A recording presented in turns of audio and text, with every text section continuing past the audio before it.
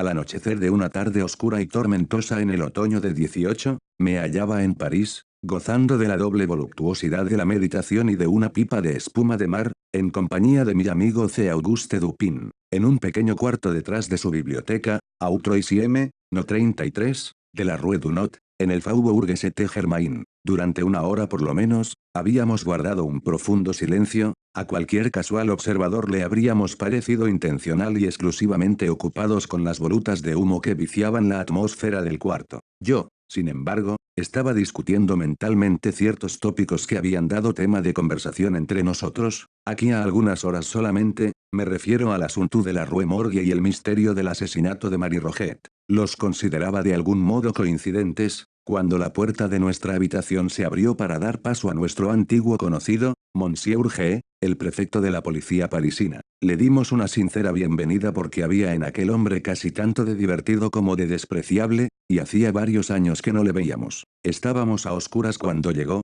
y Dupin se levantó con el propósito de encender una lámpara, pero volvió a sentarse sin haberlo hecho, porque G dijo que había ido a consultarnos, o más bien a pedir el parecer de un amigo, acerca de un asunto oficial que había ocasionado una extraordinaria agitación. Si se trata de algo que requiere mi reflexión, observó Dupin, absteniéndose de dar fuego a la mecha. Lo examinaremos mejor en la oscuridad. Esa es otra de sus singulares ideas, dijo el prefecto, que tenía la costumbre de llamar singular a todo lo que estaba fuera de su comprensión, y vivía, por consiguiente, rodeado de una absoluta legión de singularidades. Es muy cierto, respondió Dupin, alcanzando a su visitante una pipa, y haciendo rodar hacia él un confortable sillón. ¿Y cuál es la dificultad ahora?, pregunté. Espero que no sea otro asesinato. Oh, no, nada de eso. El asunto es muy simple, en verdad, y no tengo duda que podremos manejarlo suficientemente bien nosotros solos, pero he pensado que a Dupin le gustaría conocer los detalles del hecho, porque es un caso excesivamente singular. Simple y singular, dijo Dupin. Y bien,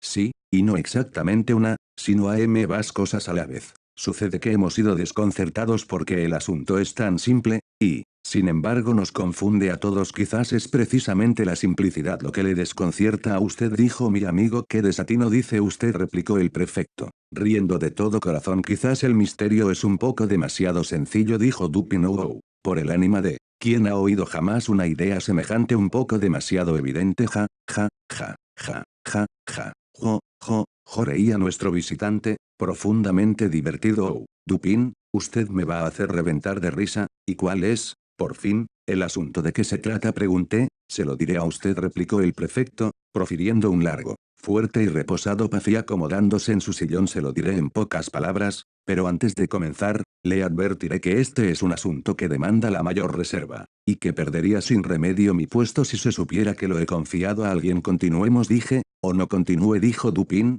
De acuerdo, he recibido un informe personal de un altísimo personaje, de que un documento de la mayor importancia ha sido robado de las habitaciones reales. El individuo que lo robó es conocido, sobre este punto no hay la más mínima duda, fue visto en el acto de llevárselo. Se sabe también que continúa todavía en su poder. ¿Cómo se sabe esto?, preguntó Dupin. Se ha deducido perfectamente, replicó el prefecto, de la naturaleza del documento y de la no aparición de ciertos resultados que habrían tenido lugar de repente si pasara a otras manos, es decir, a causa del empleo que se haría de él. En el caso de emplearlo, sea usted un poco más explícito. Dije. Bien, puedo afirmar que el papel en cuestión da a su poseedor cierto poder en una cierta parte, donde tal poder es inmensamente valioso. El prefecto era amigo de la jerga diplomática. Todavía no le comprendo bien, dijo Dupin. No, bueno, la predestinación del papel a una tercera persona, que es imposible nombrar, pondrá en tela de juicio el honor de un personaje de la más elevada posición, y este hecho da al poseedor del documento un ascendiente sobre el ilustre personaje, cuyo honor y tranquilidad son así comprometidos. Pero este ascendiente, repuse, dependería de que el ladrón sepa que dicha persona lo conoce. ¿Quién se ha atrevido? El ladrón, dijo G.,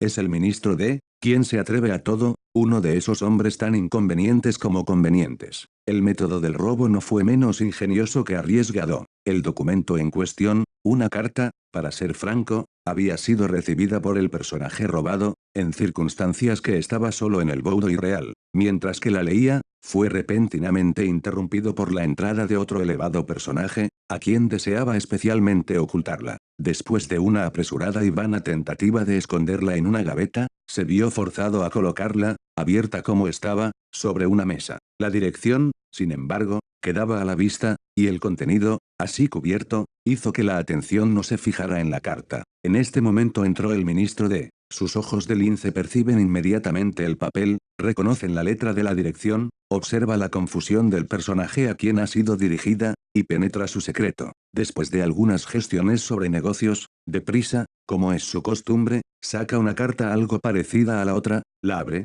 pretende leerla, y después la coloca en estrecha yuxtaposición con la que codiciaba. Se pone a conversar de nuevo, durante un cuarto de hora casi, sobre asuntos públicos. Por último, levantándose para marcharse, coge de la mesa la carta que no le pertenece. Su legítimo dueño le ve, pero, como se comprende, no se atreve a llamar la atención sobre el acto en presencia del tercer personaje que estaba a su lado. El ministro se marchó dejando su carta, que no era de importancia, sobre la mesa. Aquí está, pues me dijo Dupin, lo que usted pedía para hacer que el ascendiente del ladrón fuera completo. El ladrón sabe de que es conocido del dueño del papel, si replicó el prefecto, y el poder así alcanzado en los últimos meses ha sido empleado, con objetos políticos, hasta un punto muy peligroso. El personaje robado se convence cada día más de la necesidad de reclamar su carta, pero esto, como se comprende, no puede ser hecho abiertamente. En fin, reducido a la desesperación, me ha encomendado el asunto. ¿Y quién puede desear?, dijo Dupin,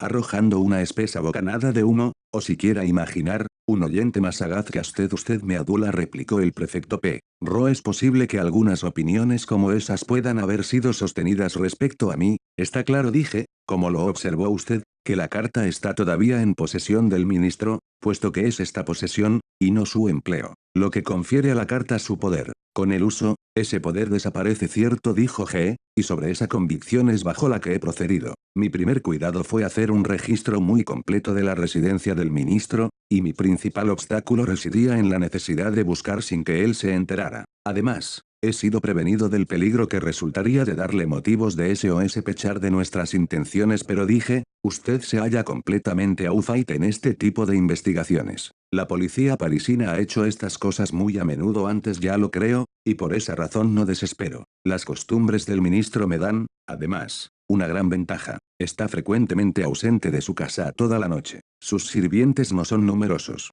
Duermen a una gran distancia de las habitaciones de su amo, y siendo principalmente napolitanos, se embriagan con facilidad. Tengo llaves, como usted sabe, con las que puedo abrir cualquier cuarto o gabinete de París. Durante 3 meses, no ha pasado una noche sin que haya estado empeñado personalmente en escudriñar la mansión de D. Mi honor está en juego y, para mencionar un gran secreto, la recompensa es enorme. Por eso no he abandonado la partida hasta convencerme plenamente de que el ladrón es más astuto que yo mismo. Me figuro que he investigado todos los rincones y todos los esconderijos de los sitios en que es posible que el papel pueda ser ocultado, pero no es posible, sugerí, aunque la carta pueda estar en la posesión del ministro, como es incuestionable. Que la haya escondido en alguna parte fuera de su casa es poco probable, dijo Dupin. La presente y peculiar condición de los negocios en la corte, y especialmente de esas intrigas en las cuales se sabe que D está envuelto, exigen la instantánea validez del documento, la posibilidad de ser exhibido en un momento dado, un punto de casi tanta importancia como su posesión. La posibilidad de ser exhibido, dije, es decir,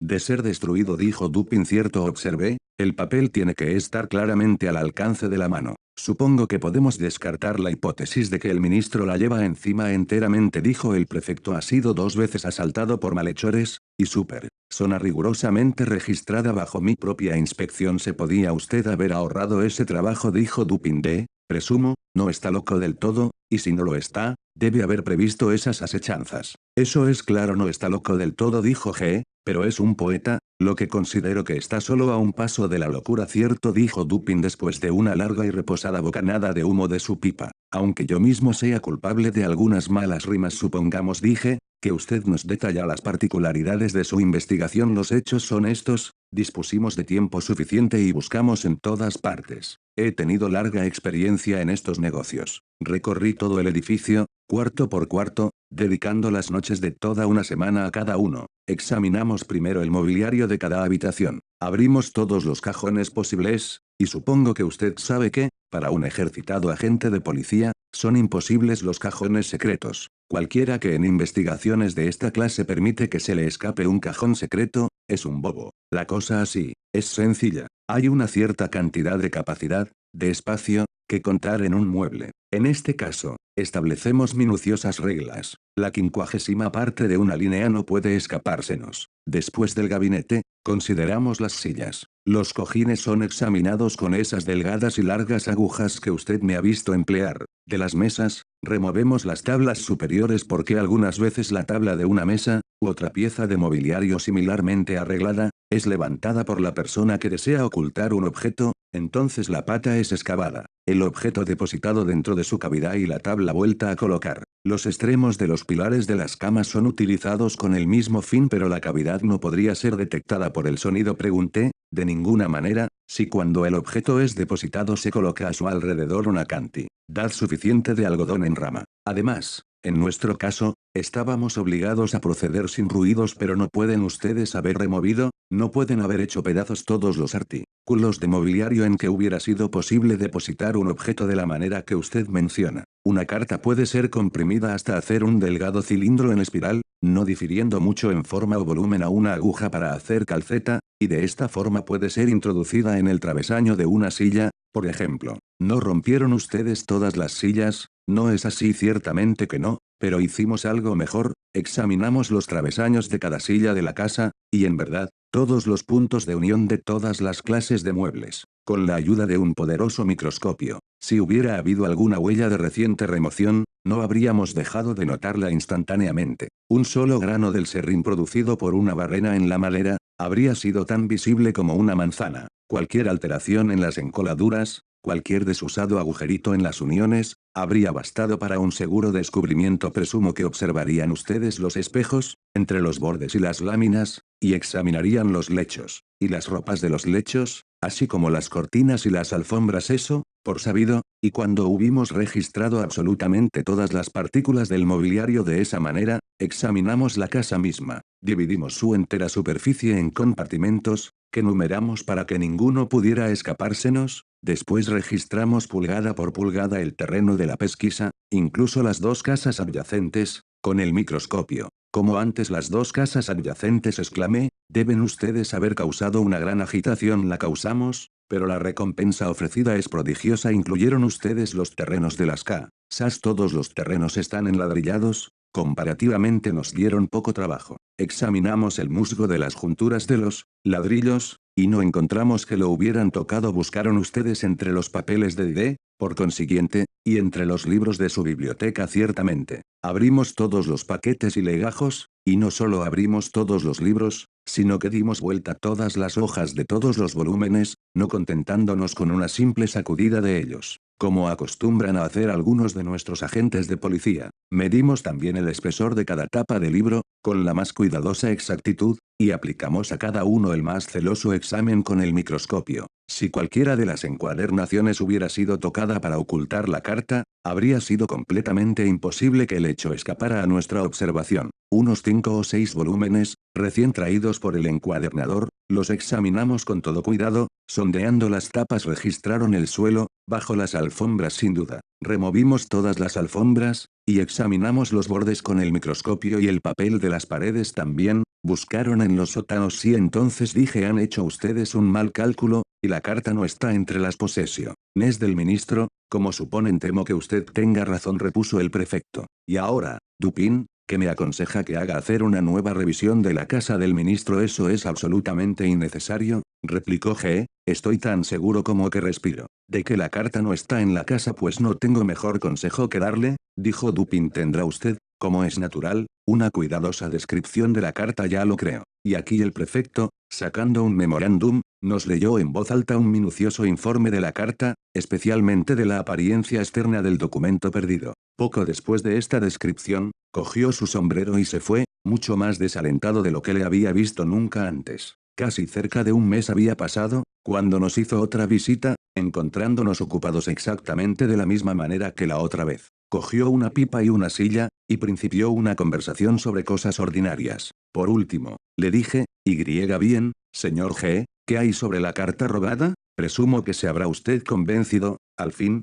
de que no hay cosa más difícil que sorprender al ministro que el diablo lo confunda, esa es la verdad. Hice el nuevo examen, sin embargo, como Dupin me lo aconsejó, pero ha sido tiempo perdido. Como yo suponía, ¿a cuánto asciende la recompensa ofrecida? Dijo usted, preguntó Dupin. ¿Cuánto? Una gran cantidad, una recompensa verdaderamente liberal, no quiero decir cuánto exactamente, pero diré una cosa, y es que estaría dispuesto a dar un cheque con mi firma por 50.000 francos, a cualquiera que me entregara la carta. El asunto se está haciendo día a día cada vez más importante, y la recompensa ha sido recientemente doblada. Pero aunque fuera triplicada, no podría hacer más de lo que he hecho. Veamos, dijo Dupin lentamente, entre una y otra bocanada de humo, realmente pienso, que usted no ha hecho todo lo que podía en este asunto. ¿No cree que podría hacer un poco más? ¿Cómo? ¿De qué manera? Creo, que usted podría, pedir consejo sobre este asunto, ¿Se acuerda usted de lo que se cuenta de Abernethy? No. Al diablo con su Abernethy, está bien, al diablo con él, y buena suerte. Pero he aquí el hecho. Una vez, cierto ricacho muy avaro concibió la idea de obtener gratis de ese Abernethy una opinión médica. Habiendo procurado con ese objeto estar solo con él en una conversación corriente, le insinuó su propio caso como el de un individuo imaginario. Supongamos, dijo el tacaño, que sus síntomas son tales y tales. Ahora, doctor, ¿qué le aconsejaría usted? ¿Qué le aconsejaría? Dijo Abernethy. PSH que viera a un médico, pero dijo el prefecto, algo desconcertado, yo estoy dispuesto a pedir consejo, y a pagarlo. Daría realmente 50.000 francos a cualquiera que me ayudara en este asunto. En ese caso, replicó Dupin, abriendo un cajón y sacando una libreta de cheques, puede usted perfectamente hacerme un cheque por la cantidad mencionada. Cuando lo haya firmado, le entregaré la carta.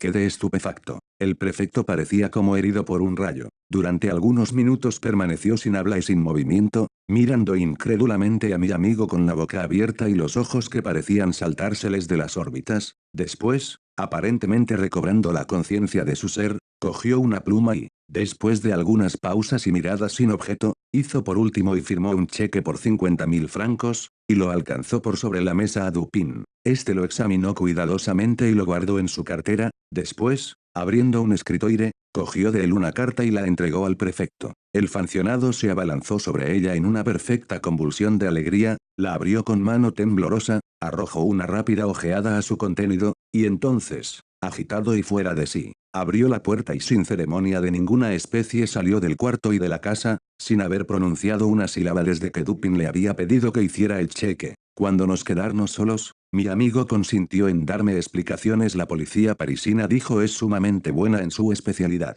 Es perseverante, ingeniosa, astuta y perfectamente versada en los conocimientos que sus deberes parecen necesitar con más urgencia. Así, cuando G nos detalló su modo de registrar los sitios en la casa de D, tuve plena confianza en que había practicado una investigación satisfactoria. ¿Hasta dónde lo permiten sus conocimientos? ¿Hasta dónde lo permiten? Pregunté. Sí, dijo Dupin, las medidas adoptadas eran, no solamente las mejores de su clase, sino que se acercaban a la perfección absoluta. Si la carta hubiera estado oculta en el radio de esa pesquisa, los agentes de policía, indiscutiblemente, la hubieran encontrado. Me sonreí por toda respuesta, pero mi amigo parecía perfectamente serio en todo lo que de compañía. Las medidas, pues continuó él, eran buenas en su clase y bien ejecutadas, su defecto estaba en ser inaplicables al caso y al hombre. Un cierto conjunto de recursos altamente ingeniosos son para el prefecto una especie de lecho de Procusto, a los que adapta forzadamente sus designios. Así es que perpetuamente yerra por ser demasiado profundo, o demasiado superficial, en los asuntos que se le confían, y muchos niños de escuela son mejores razonadores que él.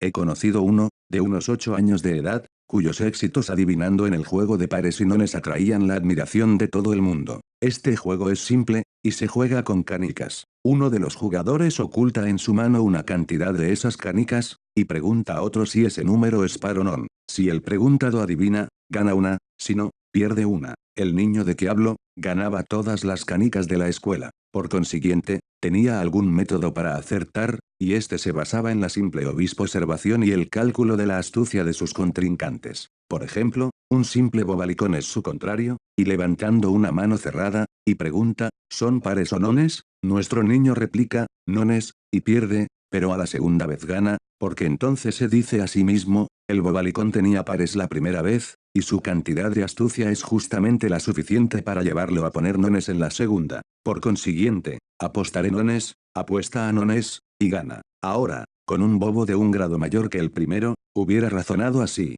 este tal, sabe que en el primer caso aposté a nones, y en el segundo se le ocurrirá, en el primer impulso, una simple variación de pares a nones, como hizo mi otro contrario, pero entonces un segundo pensamiento le sugerirá que esta es una variación demasiado simple, y, finalmente, decidirá poner pares como antes. Por consiguiente, apostaré a pares, apuesta a pares, y gana. Ahora bien, este sistema de razonar en el niño de escuela, a quien sus compañeros llamaban afortunado, que es, en último análisis es simplemente dije una identificación del intelecto del razonador con el de su contrario, eso es, dijo Dupin, y después de preguntar al niño cómo efectuaba esa completa identificación en que residía su éxito, recibí la siguiente respuesta. Cuando deseo saber cuán sabio o cuán estúpido, o cuán bueno o cuán malo es alguien, o cuáles son sus pensamientos en un instante dado, acomodo la expresión de mi rostro, tan cuidadosamente como me sea posible, de acuerdo con la expresión del rostro de él, y entonces trato de ver qué pensamientos o sentimientos nacen en mi mente,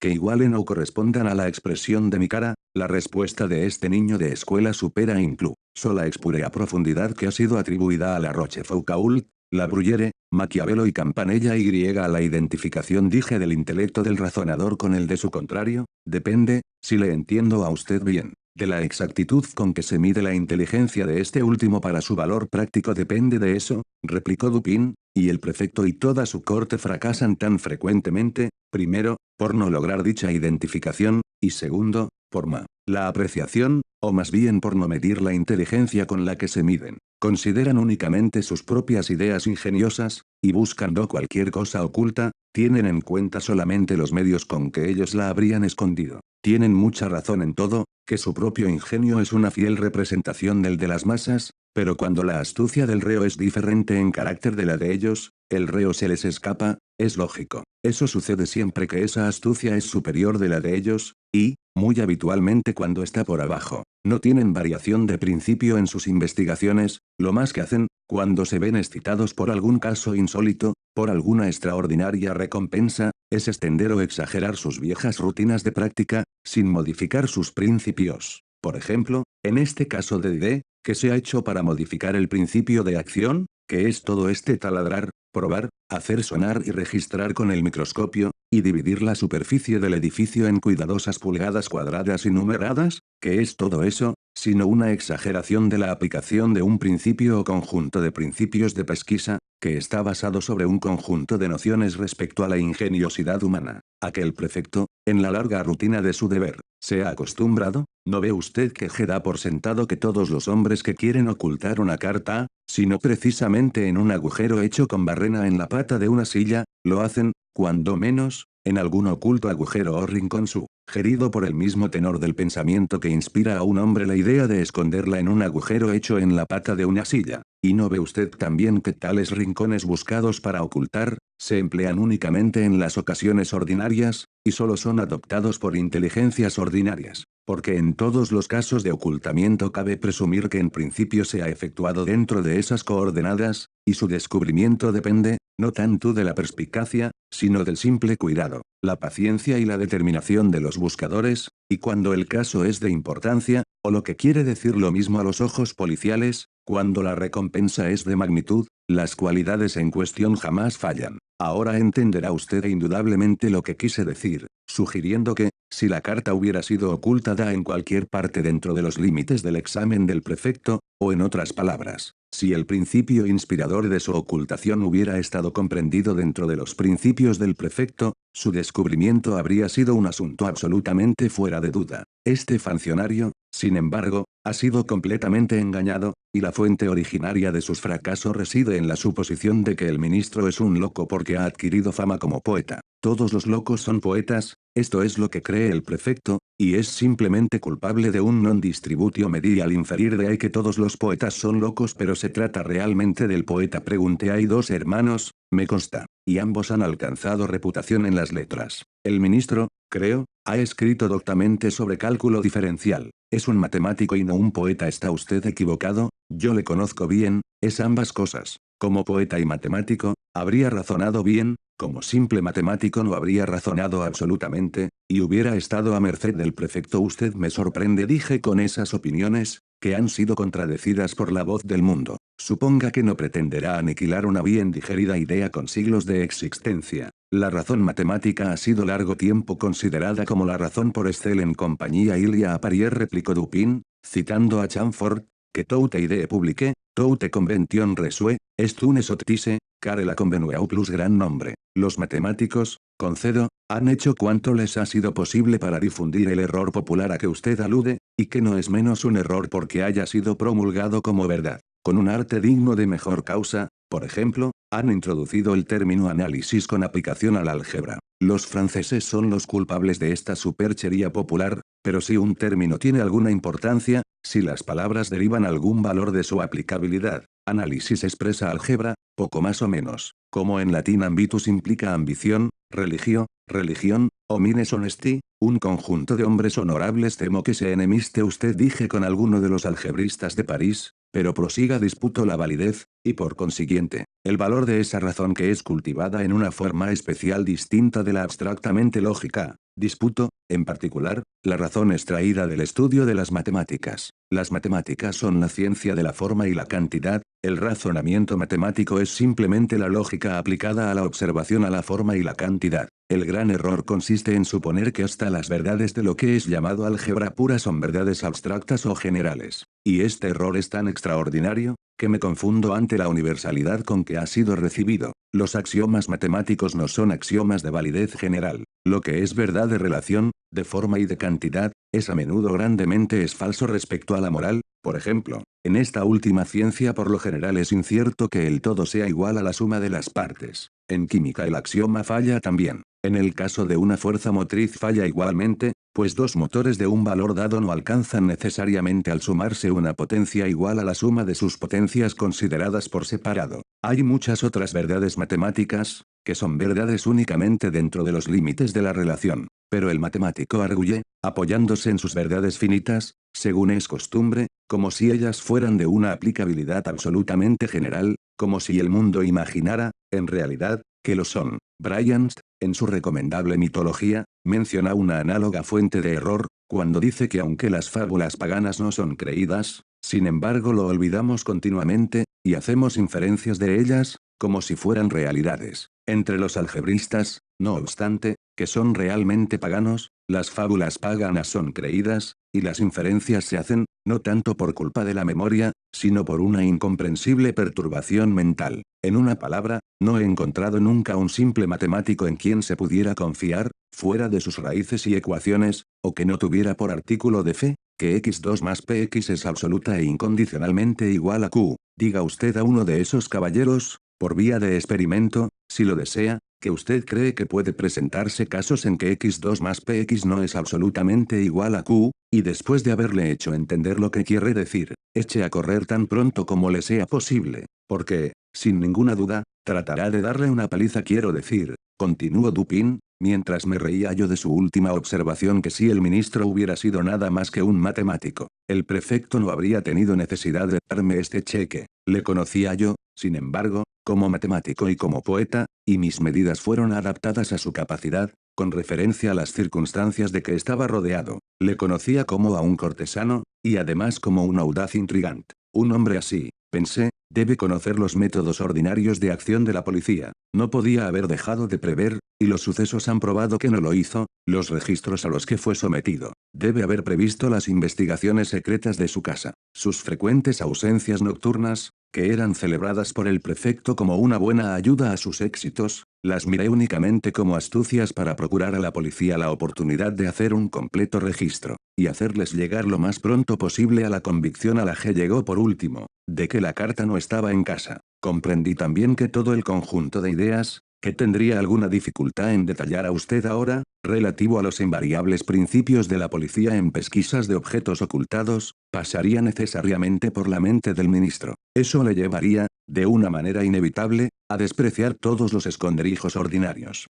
No podía, reflexioné, ser tan simple que no viera que los más intrincados y más remotos secretos de su mansión serían tan de fácil acceso como los rincones más vulgares, a los ojos, a los exámenes, a los barrenos y los microscopios del prefecto. Vi, por último, que se vería impulsado, como en un asunto de lógica, a la simplicidad, si no la había deliberadamente elegido por su propio gusto personal. Recordará usted quizá con cuánta gana se rió el prefecto, cuando le sugerí en nuestra primera entrevista que era muy posible que este misterio le perturbara tanto por ser su descubrimiento demasiado evidente. Sí, dije. Recuerdo bien su hilaridad. Creí realmente que sufriría convulsiones. El mundo material, continuó Dupin, abunda en muy estrictas analogías con el espiritual, y así se ha dado algún color de verdad al dogma retórico de que la metáfora o el símil pueda ser empleada para dar más fuerza a un pensamiento o embellecer una descripción. El principio de vis inertiae, por ejemplo, parece idéntico en física y metafísica. No es más cierto en la primera,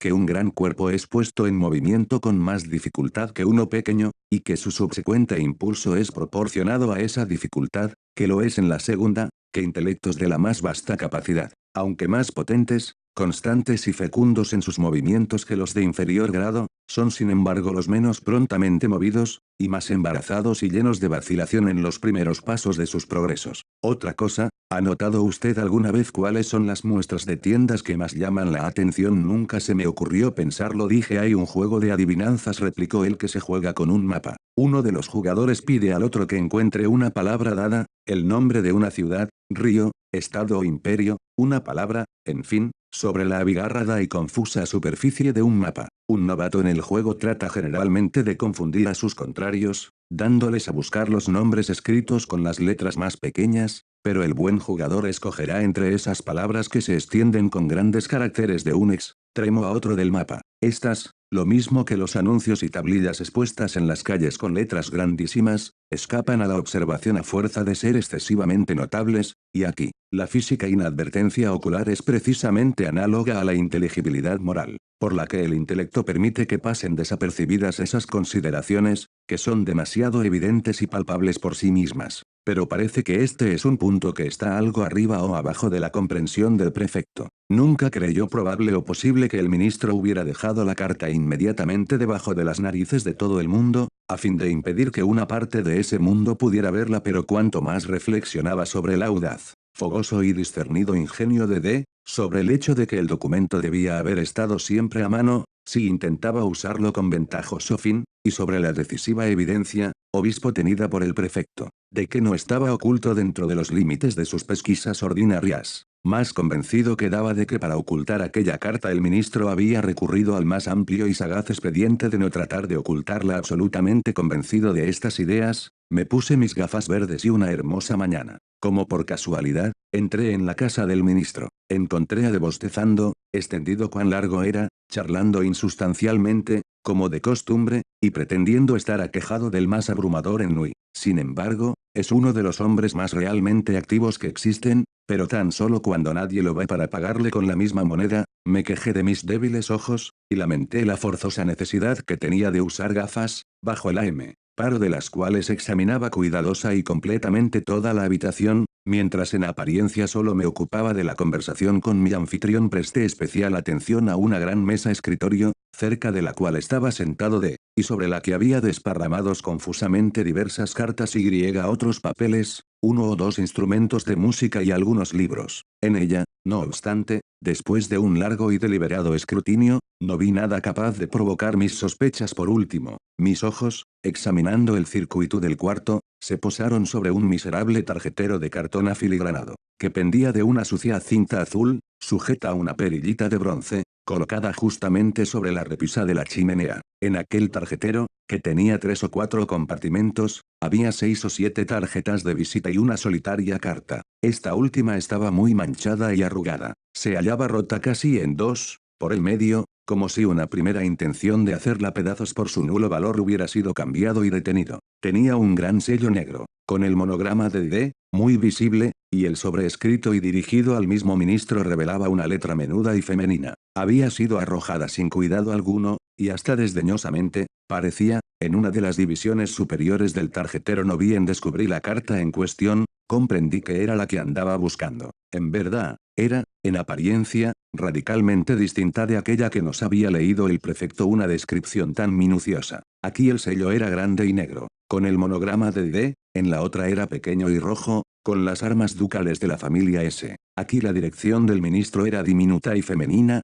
en la otra la letra del sobre, dirigida a un cierto personaje real, era marcadamente enérgica y decidida, el tamaño era su único punto de semejanza. Pero la naturaleza radical de esas diferencias, que era excesiva, las manchas, la sucia y rota condición del papel, tan inconsistente con los verdaderos hábitos metódicos de D, y tan revelado, ras de dar una idea de la insignificancia del documento a un indiscreto, estas cosas, junto con la visible situación en que se hallaba, a la vista de todos los visitantes, y así coincidente con las conclusiones a que yo había llegado previamente, esas cosas, digo, eran muy corroborativas de sospecha, para quien había ido con la intención de sospechar demoré mi visita tanto como fue posible, y mientras mantenía una de las más animadas discusiones con el ministro, sobre un tópico que sabía que jamás había dejado de interesarle y apasionarle, volqué mi atención, en realidad, sobre la carta. En aquel examen, confié a la memoria su apariencia externa y su colocación en el tarjetero, y por último, hice un descubrimiento que borraba cualquier duda trivial que pudiera haber concebido. Registrando con la vista los bordes del papel, noté que estaban más gastados de lo que parecía necesario. Presentaban una apariencia de rotura que resulta cuando un papel liso, habiendo sido una vez doblado y apretado, es vuelto a doblar en una dirección contraria, con los mismos pliegues que ha formado el primitivo doblez. Este descubrimiento fue suficiente. Fue claro para mí que la carta había sido dada vuelta, como un guante, lo de adentro para afuera, una nueva dirección y un nuevo sello le habían sido agregados. Di los buenos días al ministro, y me marché enseguida, abandonando sobre la mesa una tabaquera de oro. A la mañana siguiente fui en busca de la tabaquera, y reanudamos placenteramente la conversación del día anterior. Mientras estábamos en ella empeñados, un fuerte disparo, como de una pistola, se oyó inmediatamente debajo de las ventanas del edificio, y fue seguido por una serie de gritos de terror, y exclamaciones de una multitud asustada. D se lanzó a una de las ventanas, la abrió y miró hacia la calle. Mientras, me acerqué al tarjetero,